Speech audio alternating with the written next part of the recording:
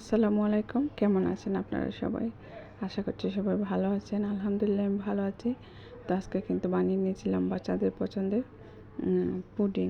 তো পুডিংটা কিন্তু আজকে আমি কাপ পুডিং বানিয়েছিলাম।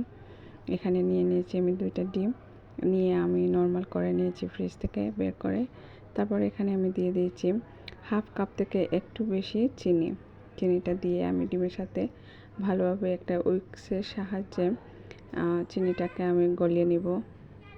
এখানে দেখেন আমার চিনিটা কিন্তু ভালোভাবে গলা হয়ে গিয়েছে। চিনি গলার পরে এখানে কিন্তু আমি অ্যাড করব আমার দুধ। এখানে আমি দুধটা অ্যাড করছি। দুধ দিয়েছি আমি 1 কাপ থেকে অল্প একটু কম।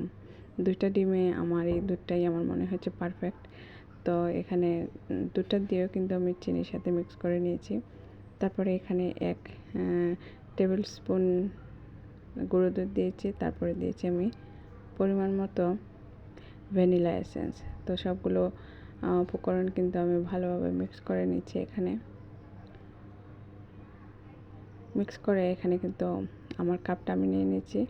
আমি আগে ক্যারামেলটা সেট করে নিয়েছিলাম কাপের মধ্যে। সেট করে এখন কিন্তু আমার মিক্সচারটা এখানে আমি ঢেলে দিচ্ছি। আমি আসলে 3টা কাপ আগেই সাজিয়ে রেখেছিলাম। পরিমাণ মতো আমার যে পারফেক্ট হবে তা আমি বুঝতে পারিনি। আমি 3টা কাপের জন্য কিন্তু আমার 1 মগ দুধ লেগেছে। আর 2টা ডিম তো দিয়েছি। একদম কাটায় কাটায় পারফেক্ট হয়েছিল। তারপরে এখানে কিন্তু আমি সবগুলো মিক্সচার ঢেলে একটা ছাঁকনির সাহায্যে ছেঁকে নিয়েছি। ছেঁকে এখন কিন্তু আমি চুলায় চলে যাব স্টিম করতে। তো এখানে কিন্তু আমি আজকে হাঁড়িতে স্টিম করছি। এই দেখেন আমার কিন্তু কেকটা সেট হয়ে গিয়েছে। এই পর্যায়ে আমি নামিয়ে নিয়েছিলাম। নামিয়ে ঠান্ডা করে নিব। ঠান্ডা করে আমি কিন্তু ফ্রিজে রেখে দিব। ফ্রিজে রাখলে পুডিংটা ভালোভাবে সেট হবে। তো এখানে দেখেন আমি ফ্রিজ থেকে বের করে নিয়েছি একটা কাপ। বের করে এখানে এখন আমি পুডিংটা প্লেটে ডেকোরেট করে নিব। তো এই তো আমার পুডিংটা হয়ে গিয়েছে। দেখতে কিন্তু ভালোই হয়েছে। আপনাদের কাছে কেমন লেগেছে অবশ্যই কিন্তু আমাকে জানাতে ভুলবেন না।